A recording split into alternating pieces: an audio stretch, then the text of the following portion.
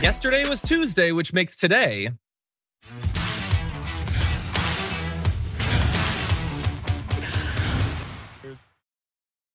oh damn, it's back. Jayar Jackson's here. What's going on? How you guys doing? I feel like we just did this. What do you mean? Like I months feel like ago, this was like yesterday that we just did the show together. Am I right? Well, we did do a Friday, that is true. And we actually have an update on a story that we talked about on Friday. But in terms of actual Jayar here for a Wednesday, it has been several months. I heard you were doing something. I don't know exactly what it was, how you were filling your time over those months, but you've been gone for a while. I was working on my car. I decided to be a mechanic for a few months and actually take some time off, reconnect myself with dirt, grime, and old oil. It was fun. Exactly, sounds fun. Anyway, of course, Jayar hosts the Watch List every day. In fact, the Watch List just ended about 3 minutes ago. You can watch it every weekday in the hour leading up to the damage report. And then you got the damage report and then you got indisputable. It's a news sandwich. That's what everyone is calling it. So that means, John, you're the meat. You know, we're the bread, you're the meat. Is that what's going on with this news sandwich? I don't make the metaphor. I just live by it. So I'm uncomfortable with it already. So I mean, I'm ready to stop talking about it. People love bread. Bread is very popular. I wouldn't worry too much about your position in the sandwich. Anyway, thank you everyone for being here for Big News Wednesdays. We've got a lot to talk about, including some interesting election results from yesterday. It was notably an election night that we didn't cover, mainly because it was as far as I can tell, completely irrelevant to progressives. There was some Republican races, which we will sum up. The big progressive, centric days, those are coming up in future weeks, including next Tuesday. So we're gonna talk about that. We're gonna talk about acts of chalk-based terrorism. We've got hurricanes, guns, and a combination of the two, and then some interesting news. And we're gonna be closing off the show, like way in the future, with a sports story. We're gonna talk about sports. This is basically like, you know how like when someone like comes and stays with you, you're supposed to be really hospitable. Jayar's been off on a voyage for a long time. He's finally coming back. So this is the present I present to him as he comes back as a sports story. I appreciate you. I'm actually afraid it's gonna be something like tennis that I only understand about 30% of. Nope, don't worry about it. This is I could have brought up that I went to the Angel City football game. We could have talked about that, but no, this is like core to your interest, and you're gonna see in just a little bit. I can't wait. In any event, we got a lot to talk about. If you're on a platform that allows for liking, streams, or whatever, that would be great for the algorithm. And if you want to send us any comments, tweets, super chats, we'll respond as we go. But with all that said, Jayar, are you ready to do this thing? I'm ready. More importantly, do you remember how to be a guest on a show these days? I don't. I keep wanting to talk over you, bro. I keep wanting to talk over you. He's gonna throw to a cold open any second. But with all that said, why don't we transition into this? Last night in one of the Republican primary states, good news for us, bad news for Donald Trump at the same time. Now, what am I talking about? Well, I'm talking about the results of the gubernatorial Republican primary off in Nebraska. You can take a look at this graphic and you'll see that Jim Pillen wins with 33.9% of the vote. Him winning isn't good news for anyone. He's a Republican, he's gonna be terrible. But he did beat, on the way, Charles Herbster. Down goes Herbster. Okay, now we've been talking about Charles Herbster a lot recently because we feel like it's insane that more of the terrible things he's been alleged to do hasn't made the news. And in fact, even in announcing the fact that he lost, Fox News attempted to gloss over all of that bad news, saying Trump notches a loss in Nebraska as Herbster goes down in GOP gubernatorial primary. That is all true. And like, fitting with the mission statement of Fox News, doesn't tell you any of the important part of the story. Because if you're not familiar with this, Charles Herbster has been alleged to have sexually assaulted 8 women, including multiple GOP legislators, on the record talking about their experience with him. Now, Trump initially endorsed him before all of this made news, but even after more and more came out, he doubled and tripled down because Charles Herbster, sure, he may sexually assault lots of women, but he also put Trump 1 on his bus. So I guess it's all good. And he was apparently back. He was there with Trump in the room way back in 2015 when he slowly, weirdly came down that escalator. Charles Herbster was in that room. It was Trump, Herbster, and a bunch of paid actors. So anyway, Herbster did lose, probably because of those 8 women, including the state legislators that accused him. Trump told him to fight back aggressively using the same model that Trump has used when many women have accused him of raping and sexually harassing them. So he did the same thing, and Trump defended him, saying he's been maligned. He's been maligned. He's been badly maligned, and that's a shame. That's why I came out here. It would have been easier for me to say I'm not coming out, but I defend people when I know they're good. He's a good man. Well, maybe not. And look, honestly, this is good news that he lost to Jayar. I didn't think it would happen. I thought the fact that he had harassed all these women would clinch the election for him. Although let's bear in mind, it was a very narrow loss. A couple of points. Yeah, I was looking at that. That's what I was thinking. Was it 3 points? Something like that, 3 to 4 points. So it was pretty close, which then, yes, we can congratulate this other bad person for winning. But then when it comes to this guy who has been accused of so many of these claims by these multiple women on the record, as you pointed out. You know what's weird is, you mentioned that Trump endorsed him before all these allegations came out. So the first thought could have been like, well, he already made his endorsement. What's he supposed to do? Maybe he didn't have that information. We're gonna blame Trump for the things potentially this guy did. But again, I feel like we're beginning to forget, not us here, but people in general forgetting that the reasons why Trump can overlook these things is because he was accused of many of these same types of things.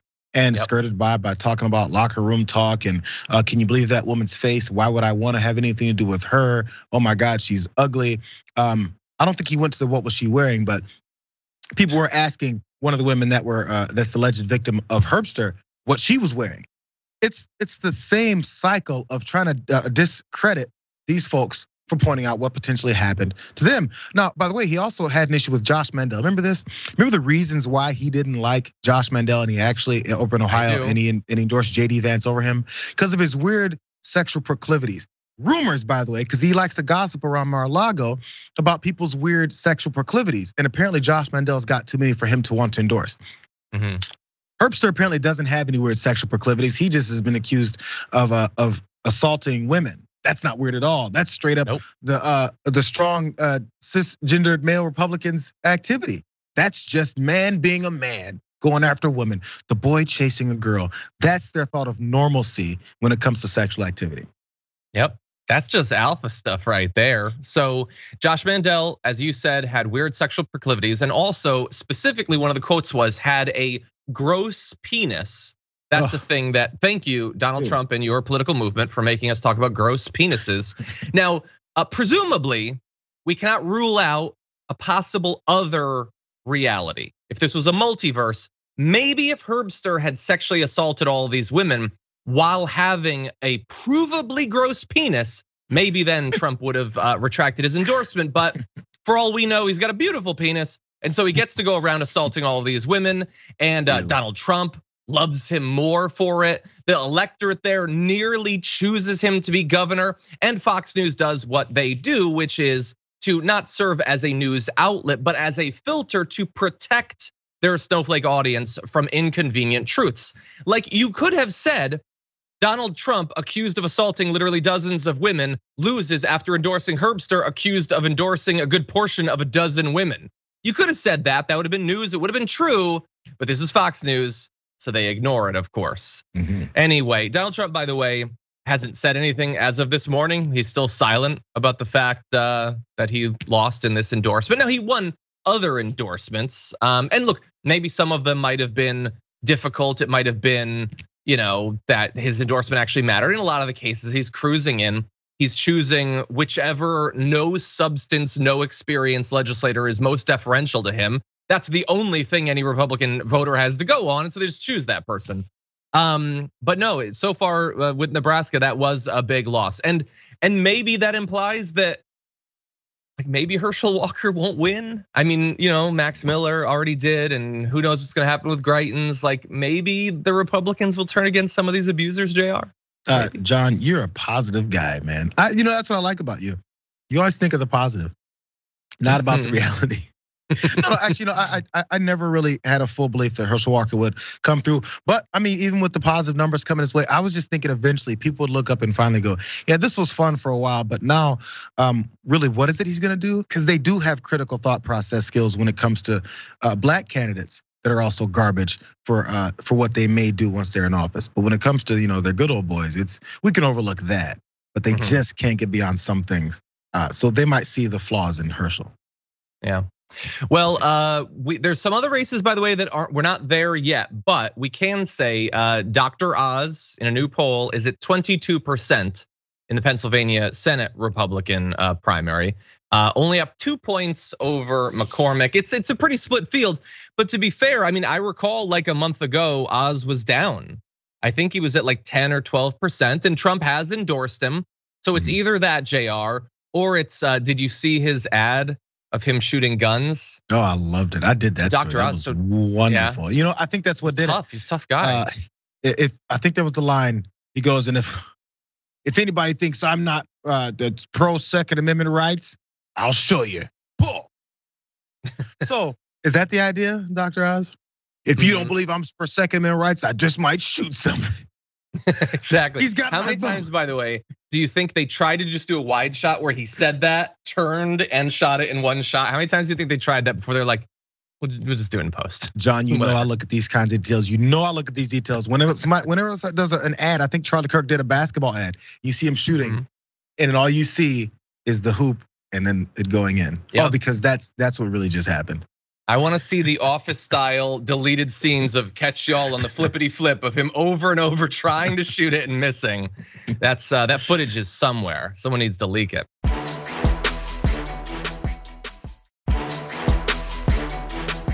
A lot of races coming up in the next month or so of primaries that we should be worried about. One on the Republican side that hasn't really gotten enough focus yet is the fact that in recent polling in the gubernatorial race for Pennsylvania on the Republican side, this guy, Mastriano, is at 29%. So this is not done, but it's a good sized lead over the second place candidate right there. So why does this matter? Why is this something that we should be on the lookout for? Well, because this guy is a certifiable lunatic, and he could end up being governor of Pennsylvania, a guy who in future presidential elections could be influential in dealing with those elections and helping to determine the law and choosing his cabinet and everything. So here he is saying that he's going to appoint a Secretary of State who will force every voter in the state to re-register if he's elected. They're just going to reset everything and try to kick off as many people as possible that might not realize until it's too late that they have to get registered. It might be difficult time-wise to get time off to. He's gonna try to do that. He also, by the way, organized buses to the January 6th rally. So that's cool. Him and Charlie Kirk could hang out and talk about how they got people there. He's not testifying despite being asked to. Oh, he also was at January 6th. If that's not clear, here's a photo of him talking with a guy who's running to be lieutenant governor in Pennsylvania. So the entire leadership at the state level could be people who participated on January 6th. He wants to do an Arizona style audit in Pennsylvania to decertify the election. The one from like years ago. He still wants to do that.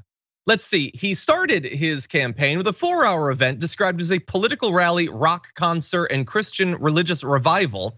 Mike Flynn was there, who endorsed him, and then reassured the crowd that, quote, Jesus was a domestic terrorist. Now, why exactly that would reassure the crowd, I don't know, but I'm not crazy. They loved it for some reason. Also, he's gone to events, Jayar, promoting QAnon. He spoke at this event that claimed that the country is experiencing a great awakening, but don't be woke. Isn't that weird how they want to do the awakening thing, but they hate being woke? Anyway, and they'll expose ritual child sacrifice and a global satanic blood cult, which is just barely screened anti-Semitism.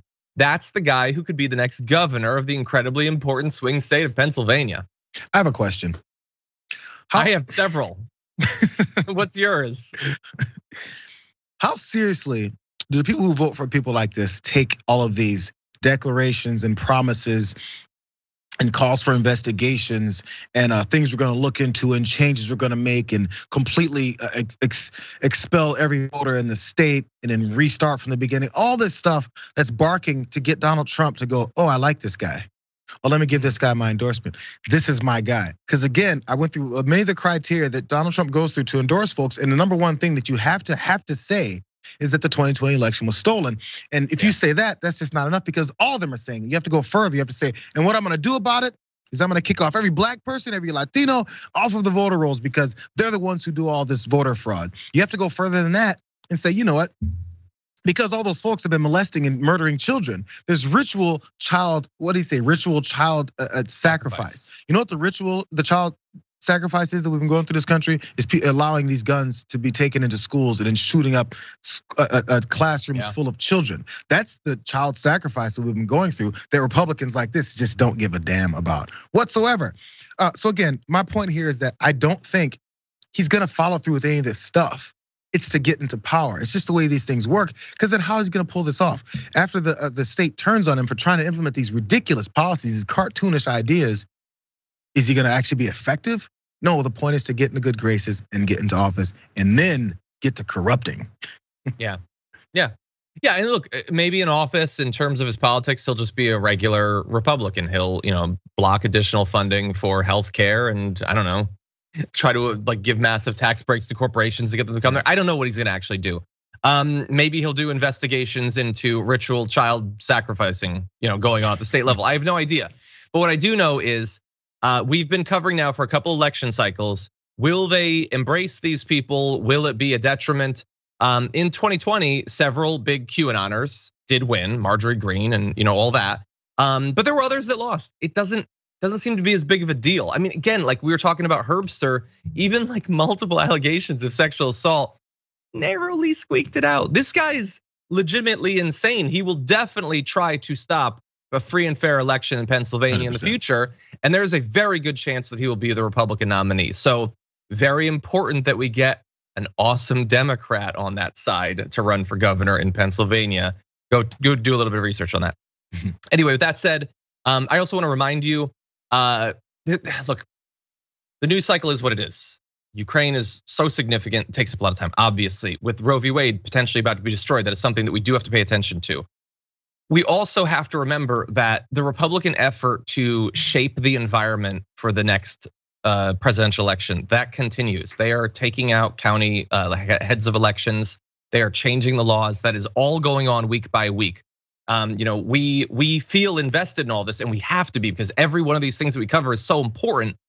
But their activists, their lunatics are not taking days or weeks off, and so we're gonna try to make sure that we're keeping tabs on all this. But this guy is just one part of an effort to shape the battlefield that's going to involve hundreds of new politicians and heads of elections and secretaries of state and justices of state supreme courts and all that. So everybody does need to start to prepare themselves for the electoral battles to come. And with that said, we're going to take our first break. When we come back, the worst news, the worst thing that's ever happened in American history is the protests going on right now outside of Brett Kavanaugh's house. And we're gonna give you updates after this.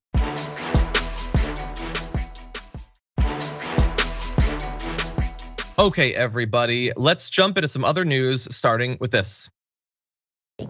And they should haul all of these people down to the police headquarters. They should book them for violating a federal statute. What they're trying to do is change the outcome of a Supreme Court decision, and they're doing it by showing force and intimidation.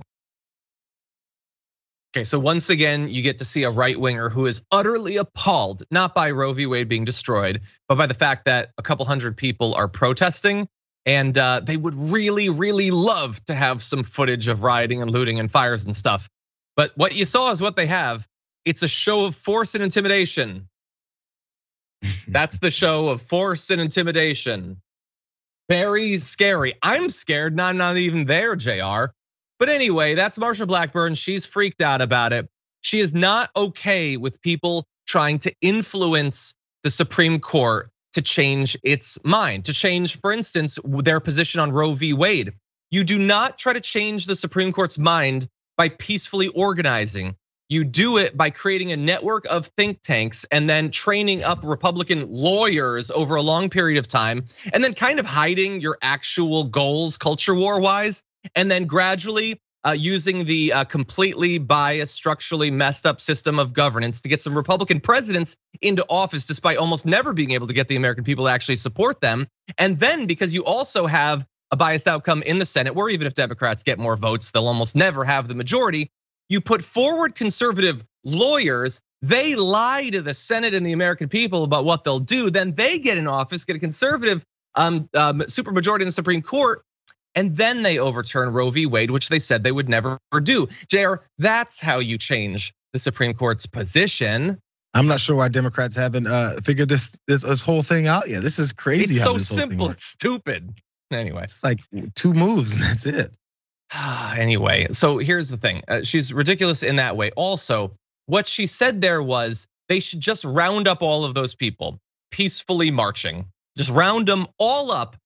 Bear in mind, not that long ago, she was doing little videos on Twitter of I support the rights of Canadian truckers to peacefully protest, which by the way, I did. I said that they could do what they're doing, but hilariously, she says in that video, if you track it down, the reason they're so justified is because someone's forcing them to get a jab or lose their job. And what she will not stand for is people's medical decisions being made for them by the government. Certainly not that, and certainly not having a medical decision be forced on you that you might then lose your job for.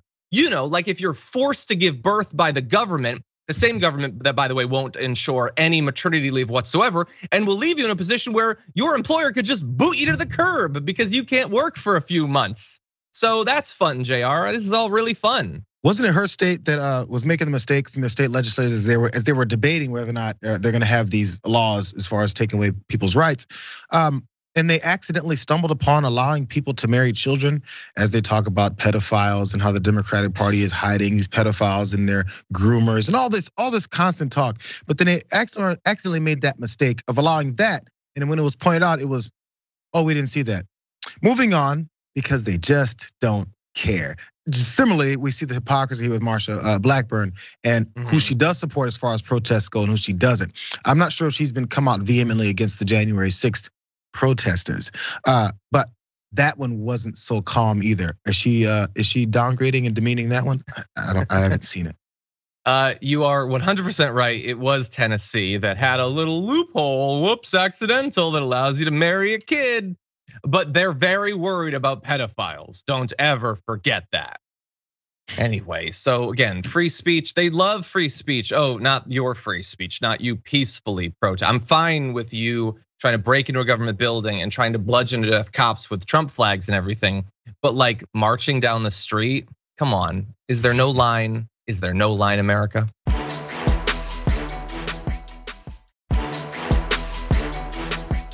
Susan Collins is appalled at what's going on out there. Not Roe v. Wade being destroyed, not her being shown to have been a fool to believe all these Republican potential justices saying that they're not going to overturn Roe v. Wade.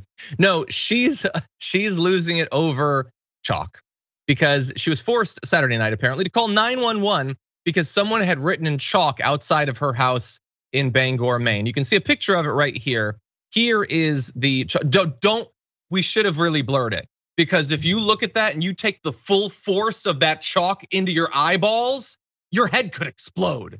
Anyway, what does it say? It says, Susie, please, Mainers want WHPA, vote yes, clean up your mess. I'm sorry, we're probably gonna get in trouble for the language that I just used. Or can we bleep that out afterward? I wouldn't wanna run afoul of the censors. That is what she saw, Jayar, and it caused her to call 911. It literally has the word please in it. And she's terrified. What do you think? You're muted, by the way. Damn, we gotta figure out that I'm typing. I don't want the clicks to happen. No, I've been doing it for years. It's fine. I think it's because they called her Susie. So call her outside of her name, make sure she doesn't really not respected enough. And that's worth calling the cops over to make sure that people know that this sidewalk chalk. I wonder what happens if a kid runs out in front of her house and puts up, what do they used to draw? What was it called? Not double dutch, that's the jump roping. Hopscotch. Hopscotch boards out in front of her house. She goes, hello, police. There's children out front and they have these weapons in their hands. It's actually rubbing off on their fingers. Oh my God, they're wiping it on their pants. It's a powdery substance. I want to say it because it used to stress me out.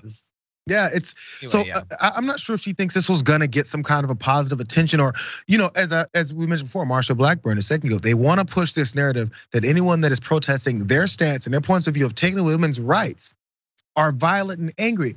And somehow she thinks she can have this as an example. This should be laughed out of. Like, the police should have showed up and been like, can you go back inside now? In fact, we're gonna write you a ticket for wasting police officers' time. There's a charge for that. It's an absolute waste of time after they see the devastation that happened in front of her house. Well, they did put out a message. A spokesperson for the Bangor Police Department says the message was not overly threatening. Yeah, no, it wasn't. And look, by the way, I don't want people to threaten violence against public officials. And good, that hasn't happened. That's not actually what's happening. Yep. They're not threatening the justices. So let's just continue with our free speech, which the right loves to performatively pretend that they actually care about. Clearly they don't. Whether you're marching kind of far away from their house or you're literally writing in chalk, they melt down over it. They don't care about free speech, even chalk speech. But to your point, why forget about this? Well, because let's say, Jayar, hypothetically, that your party, your political movement was about to do something unprecedented, incredibly politically dangerous to you, because you know that the people don't agree with you. Wouldn't you want to make the news about something else? Last week it's about the leaker, not the leak. You can't leak it. And now they don't even care about the leaker anymore. Now they're under not the protesters, not the marchers. You can't march. And all those things have to be exclaimed to this higher degree, like leak, leak, leak. Mitch McConnell said it openly. The story is not about what the Supreme Court is about to do. The story should be about these leakers. Hey, you tell your story, Mitch. And the rest of the country don't tell us what to talk about, because it's obvious that you want to avoid that. Again, these Republican strategists and advisors always tell these folks, hey, you got to focus in on these culture wars, not about policy. The policy's out. We have to focus on the culture war part. Aren't these libs, aren't these progressives so violent to be upset that women's rights are being taken away from them? Can you believe them? Yes, I can. Oh no, Jayar. We've messed up. Doggy Teeth in the chat says, I love TYT, but I will have to report this blatant airing of chalk. No, think about my family. Come on, I don't want to lose my job.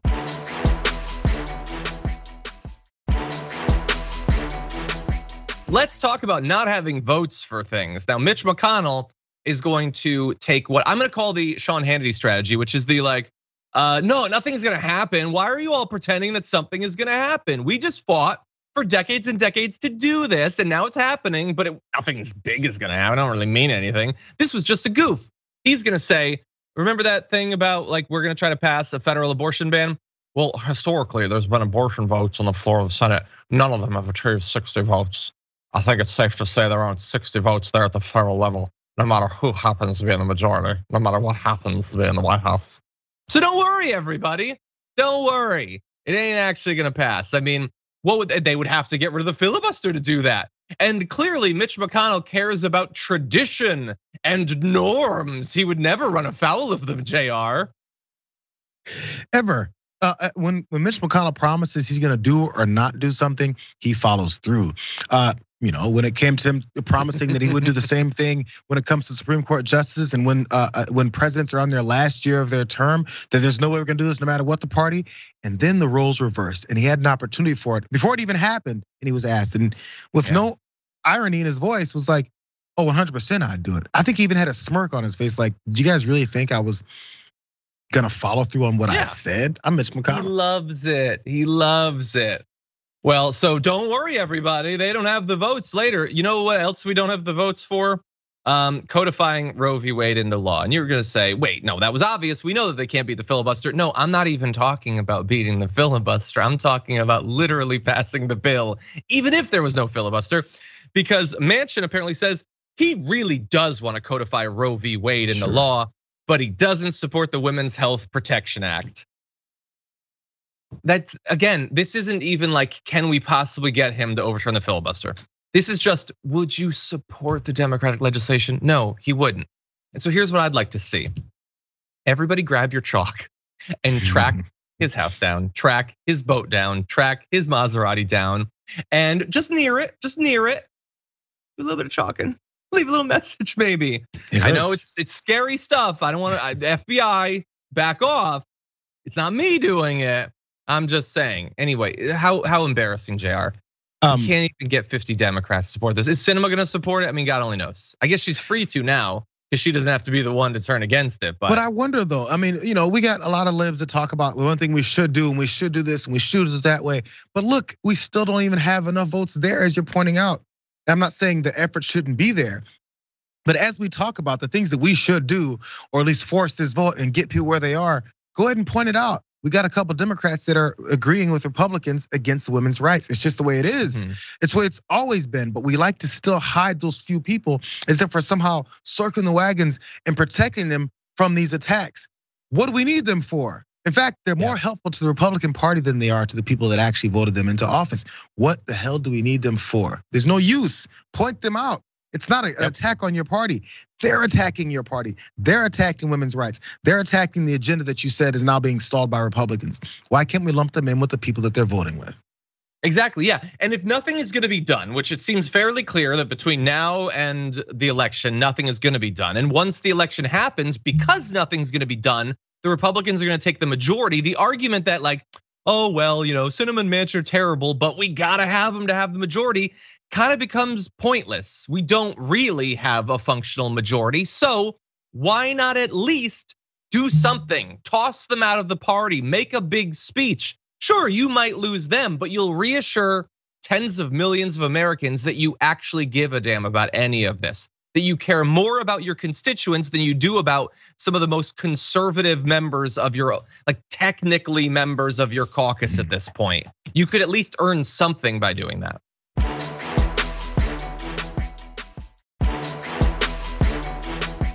We'll actually come out of this thing stronger. Moments like this reset. It'll take a while. People will calm down. People are, I don't want to be associated with that. This is a group within a group. And what this does, there'll be a rallying effect for a while where the country says we're better than this. And Biden will help that, right? Yeah, totally. He'll be maybe the best person to have, right? I mean, how bad can you get it, Joe Biden? That's Lindsay Graham in the wake of January 6th saying, obviously we've gone too far, we can't have this. So at least Joe Biden is coming in. I mean, how mad could you get at him? I don't know, Lindsay, how mad could you pretend to get at him as soon as you realize that the Republican Party wasn't turning against this pro-violence, anti-democracy movement in the party? So that, which has now been released, thankfully, shows who Graham was when he was worried in the wake of January 6th, but he's moving on. And my producers are pointing out that he's 70 years old, but they were using a photo of him from the 1930s or something there. That's their choice, it's not my graphics department. But anyway, Jayar, he thought that Trump had gone way too far, something needed to be done, and thank God we have Biden coming in. And what happened to that Lindsey Graham? Now, that Lindsey Graham is still in there somewhere, but he shows up whenever he needs to show up, wherever he thinks that will help his political career, and whoever else he needs to hitch his own wagon to. We talked about this a little bit early because Lindsey Graham finds whoever he can to glom onto to make sure that he's getting his feed. He's one of those guys who doesn't, he can't provide his own meal. He has to feed off of someone else. Like, oh, are you gonna finish that burger? I'll finish that for you. Because it's the only way he gets his sustenance is to come off of someone else's own production of their political, I guess, careers. I'm not sure how much this has really helped him over the years, actually, as well, too, because he did say it would be a rallying cry in the country that says we're better than this. That's actually a principle. That's saying what you think about the character of the country. He can't say that out loud. The Kevin McCarthy tapes, he said all this stuff about how Donald Trump is destroying the country, and this can't fly. This is not who we are. This is gonna be upside down. Can't believe people aren't gonna go for this. Those are reality and actual principles that they can't say out loud. If you fight your hardest to make sure that tapes about you saying true things like these two say don't come out, that means you're more focused on making sure that the falsehoods come out. Isn't that upside down world? Should that be a disqualifying thought in the first place? I don't care who it is. I don't care if that's someone that's a member of your party, someone who you said thinks has the agenda that you have. Doesn't that make you say, I can't trust what he says? If I'm a Republican, I was like, I really don't know what Mitch McConnell is gonna say next. I do know what he's gonna say next. I don't know what Lindsey Graham's gonna say next. Because he has no principles. I can't trust him. Maybe he's gonna be suddenly for Roe. I don't know, because he says one thing behind my back and he says the other thing in public. Yeah, well, you want to hear the next thing he's going to say?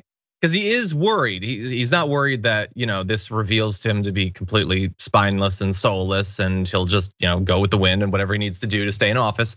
No, he's worried that like people will hear that and think, hey, how come you changed? So he put out a statement through a spokesperson saying, the Joe Biden we see as president is not the one we saw in the Senate. He's pursued a far left agenda as president.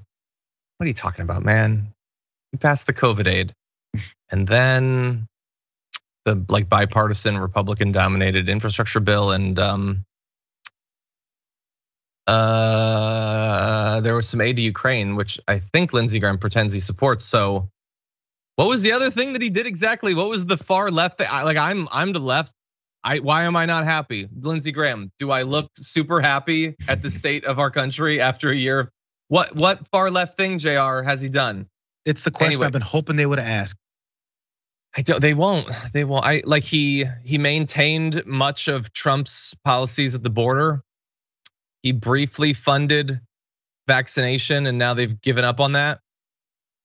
I don't know. I honestly don't know. They don't. Anyway, we have a little bit more from Graham from those days right after the 6th. Let's see if we can learn a little bit more about the senator from this. He's misjudged passion. He plays the TV game, and he went too far here. That rally didn't help. Talking about primarying us, and he created a sense of revenge. So that boyishly young Lindsey Graham there felt like there was this feeling of revenge building on the right, thanks to Donald Trump. That's what he's talking about there. And so again, it's not just Trump did a bad thing. We need to come back together, and I think Biden's the way to do that. He's getting our base to want revenge against us. And we already know, they'd already chanted, hang Mike Pence and all that. They'd already tried to kill members of their own party. And that, I don't know, Jayar, I personally think, if a movement I was a part of wanted me to die at a certain point, I'd get a different job. I think the idea take is the that cut and pay or whatever. The idea is that he won't die because he's on the right side of it. They're gonna selectively choose the right people to kill.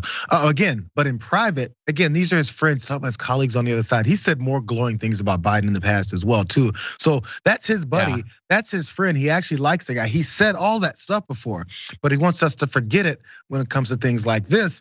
It doesn't have to add up as long as he says the right thing at the right moment. That's the epitome of being a Republican politician. Just make sure you say the right thing to the right group of people. And he doesn't want revenge to be a thing now. Too late, bro. Way too late. You got Donald Trump leading your party. He was the one that was hounded in the airport after January 6th, right? And all the Trump fans yelling at him. Wasn't that Lindsey Graham? It was, yeah. I wonder how influential that was in changing his mind. I'm sure they must have thought. I thought, again, as Jayar said earlier, I'm a stupid, naive optimist or whatever. Oh my God, they're sacking the Capitol. This is gonna be bad for them, right? And I think Lindsey Graham thought that. He thought this will be bad. We're all gonna finally wake up from this and condemn Trump. And then he went to the airport and he was reminded, no, they don't care if Trump had gone in there with a broadsword and started decapitating Congress people. They're in it. They want that stuff. And he wised up pretty quickly there. My last thought is the main difference between all these Republicans and Donald Trump is that Donald Trump did not underestimate the violence of their supporters. Yeah, the rest of them said, we can play this game constantly. They're not really gonna do it. Donald Trump says they better do it because that's what I want them to do. He's playing them for who they are and using them for who they are. The rest of them are like, this is great. Lindsey Graham said it. He goes, he's a consequential figure in the Republican Party because he gets people fired up. Once I discover that he gets people fired up, I'm all on board because that's all he cares about. He doesn't care about what they're gonna do. Donald Trump cares about what they'll do because it's gonna help promote him and push his crazy policies and his goals of being a dictator. 100%. Okay, we're gonna take our second break. When we come back, hurricanes. Who's sending them at us? We'll dive into it after this.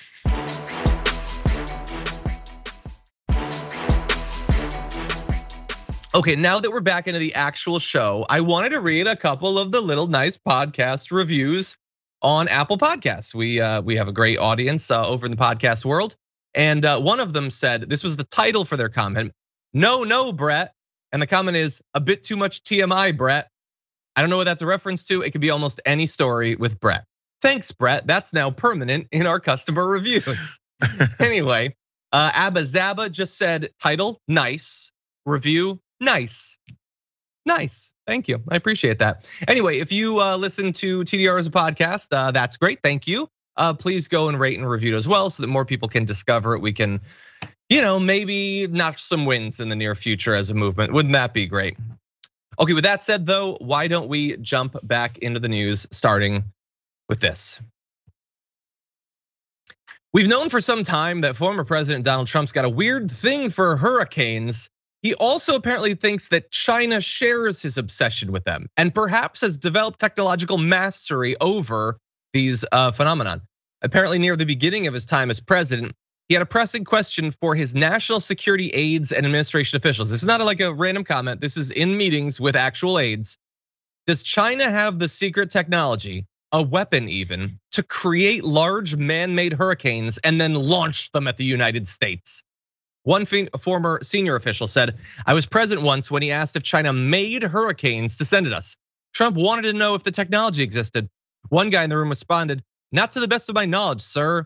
I kept it together until I got back to my office. I do not know where the then president would have heard about that. He was asking about it around the time, maybe a little before he asked people about nuking hurricanes. So he thinks that they are brewing up hurricanes and then sending them at presumably the west coast of the United States, which as we all know, big hurricane territory. Or does he think that they're like making them off the coast of China and then hucking them over China, over Europe, so that they can then cruise towards the eastern seaboard, Jayar? I don't know, but he is one of literally the craziest people in the history of our species. It made me have to open up a map and expand out to see the United States to China. I was like, I'm make sure that I'm right about this. It'd have to be sent from, I guess, the coast of China, past Japan. I assume maybe it can miss it if it didn't a nice loop across the entire. They bend it like Beckham around Japan. Yeah, around the entire Pacific Ocean for that entire trek until it gets to the United States of America. Now, are there any factors as far as weather as it goes across? Have the Chinese thought of this whole thing? Are they so amazing in their inventions? They invent this man-made hurricane that can travel across half the world over a huge ocean just to get to the United States of America and be unaffected by anything else that gets in its path. Any other weather patterns, any other kind of creation, water. None of that changes anything because the Chinese are so good at this. If they're so good at this, man, we need to figure out how they pulled this off because we're behind. Way behind. Exactly. We could use some more rain here in California every once in a while. We need to license this technology. Okay, so you're right. Wouldn't weather knock it out? Well, if it didn't, remember, he kept asking about whether we could nuke hurricanes to dissipate them, which again, just so crazy. We shouldn't have to. But here's why this becomes even more concerning. Donald Trump believes that bad things come from China and are sent purposefully to us.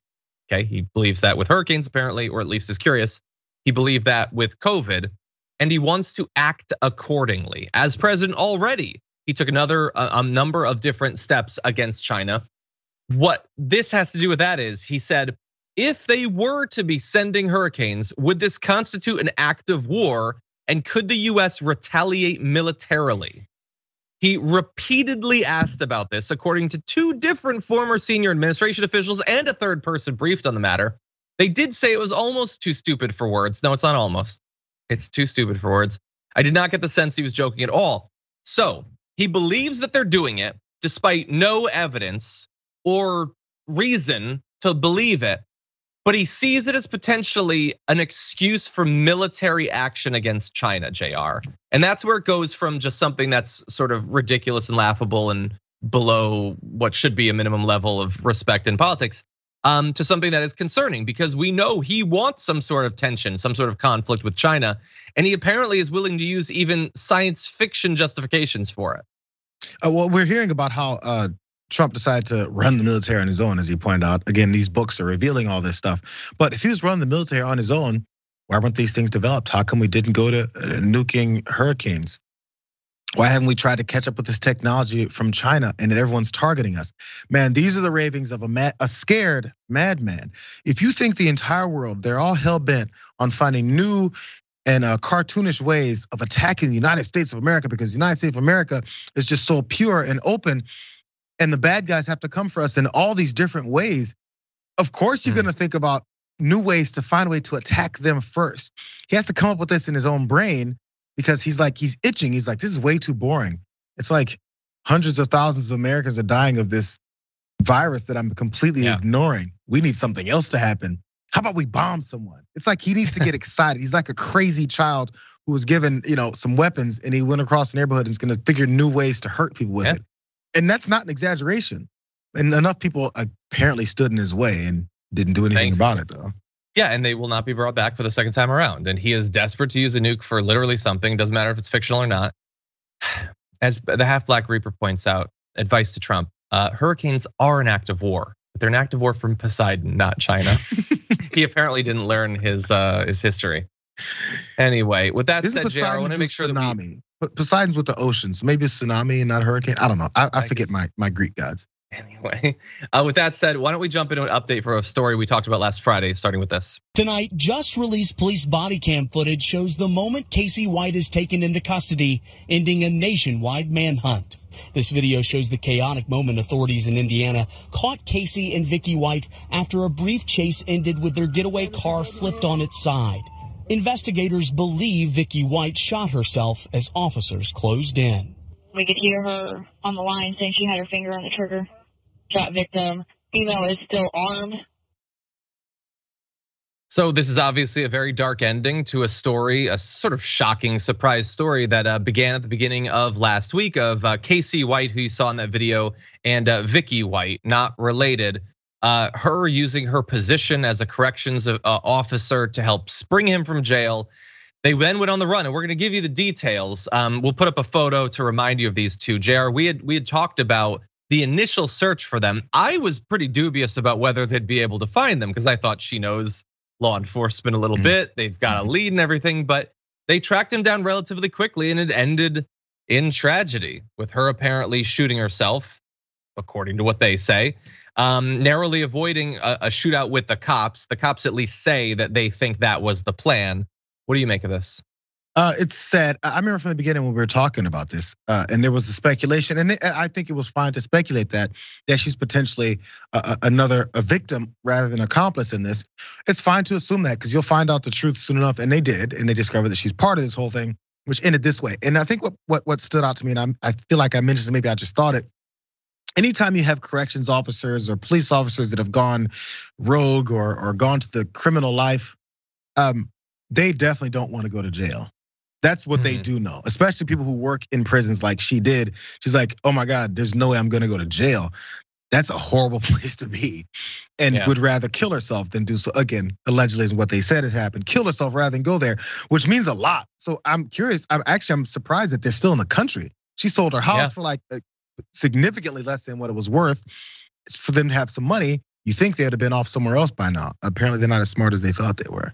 Yeah, I mean, look, it immediately seemed like a horrible decision, a horrible plan, and it ended up, in some form like you might have predicted. And yeah, they didn't get far. They drove 100 miles before dumping her Ford Edge. They got a pickup truck. They drove another couple 100 miles, and then that was pretty much it. Their car got rammed off the road into a ditch. She apparently shot herself. They said they were shocked that they would have stayed in a community like Evansville for 6 days, but apparently they were just too terrified that they would get caught, and they were right to. They were found on surveillance footage, I believe, at a car wash, and tracked down relatively quickly. So, I mean, there's no like good person in this story. It's just the whole thing just they washed their car needless and while on the run.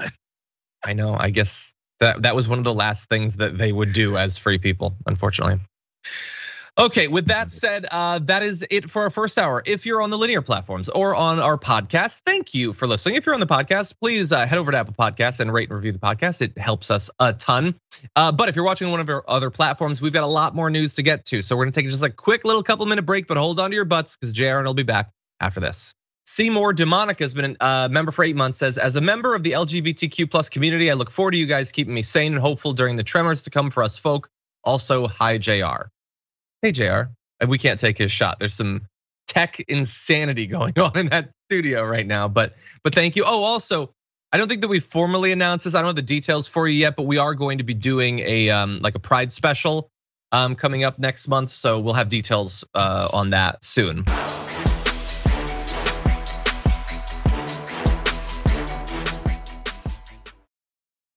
Thanks for listening to the full episode of The Damage Report. Support our work, listen ad-free, access members-only bonus content, and more by subscribing to Apple Podcasts at apple.co/TYT. I'm your host, John Adarola. I'll see you soon.